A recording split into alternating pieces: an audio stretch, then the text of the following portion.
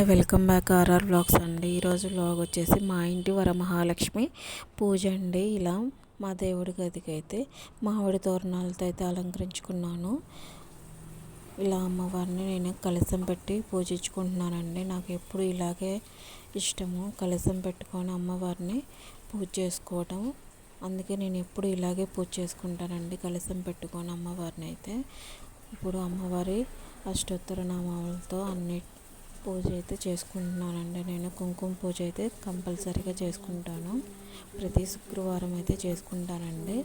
ఇవాళ ఇంకా వరమహాలక్ష్మి వ్రతం కదండి, అందుకే ఇంకా అష్టోత్తర శతనామావళి, కనకదార స్తోత్రం ఇవన్నీ చదువుకున్నానండి. వరమహాలక్ష్మి అమ్మవారి కథ ఇవన్నీ చేసుకున్నాను నేనైతే. ఇవన్నీ ఇక్కడైతే నేను కుంకుమ పూజ అయితే చేసుకుంటున్నాను.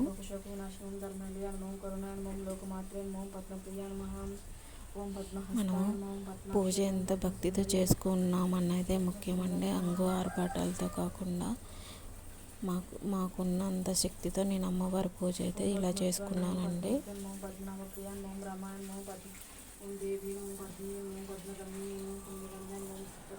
అమ్మ దయ మాకు ఎప్పుడు ఉండాలని ప్రతి సంవత్సరం నేను ఇలాగే చేసుకుంటానండి. ఇప్పటికి ఒక 9 సంవత్సరాల నుంచి నేను ఇలాగే కలశం పెట్టుకొని పూజ అయితే చేసుకుంటాను. అష్టోత్తర శతనామావళి అవన్నీ చదువుకున్నాకైతే నీకు ఇక కొబ్బరికాయ కొట్టుకొని మంగళ నీరాజనం ఇవన్నీ పూజ అయితే చాలా బాగా చేసుకున్నానండి. నేను అమ్మవారికి ప్రసాదాలు అయితే ఒక 9 రకాలు అయితే చేసుకున్నానండి. ఇప్పుడైతే మంగళ నీరాజనం అయితే ఇస్తున్నాను అమ్మవారికి.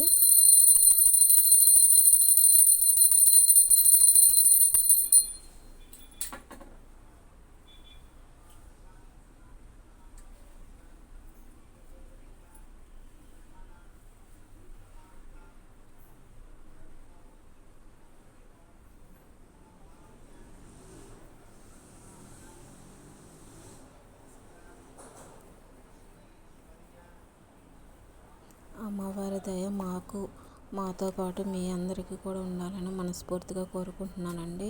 అందరికీ వరమహాలక్ష్మి శుభాకాంక్షలు అండి.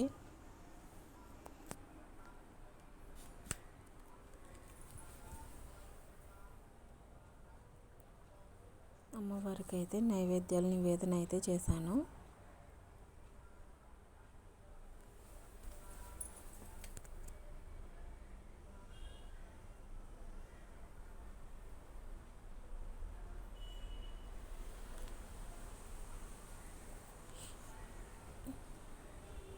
ఆ పూజ గదిని అయితే ఇలా అలంకరించుకున్నానండి.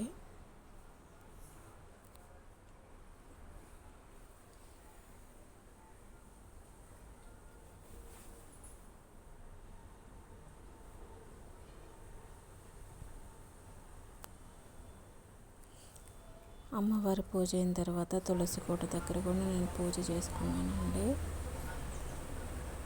ప్రతినిత్యం నేను తులసి కోట దగ్గర అయితే పొద్దున సాయంత్రం దీపం పెట్టి పూజించుకుంటానండి.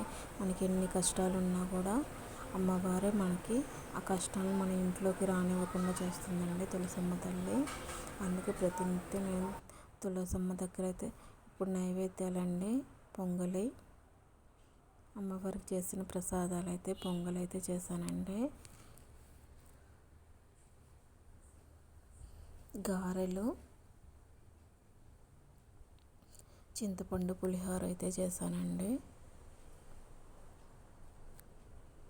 దద్దోజనం,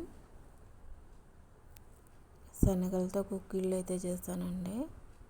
ఇంకా వడపప్పు, పానకం, ఇంకా స్వీట్స్ అయితే చేశానండి.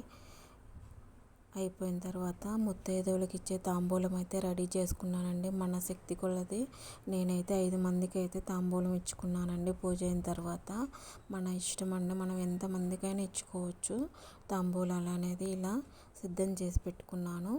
ఈ వ్లాగ్ మీకు నచ్చినట్టయితే ఆర్ఆర్ వ్లాగ్ 28 ఛానల్ని సబ్స్క్రైబ్ చేసుకొని లైక్ చేసి కమెంట్ చేయండి. మా ఇంటి వరమహాలక్ష్మి పూజ మీకు ఎలా అనిపించిందో కమెంట్లో తెలపండి friends. Thank you for watching. ముత్తైదులకైతే ఇలా తాంబూలం అయితే రెడీ చేసుకోవాలండి. ఇదిగోండి ఇలా అయితే మనం ముత్తైదులకి తాంబూలం ఇవ్వాలి. Thank you for watching friends.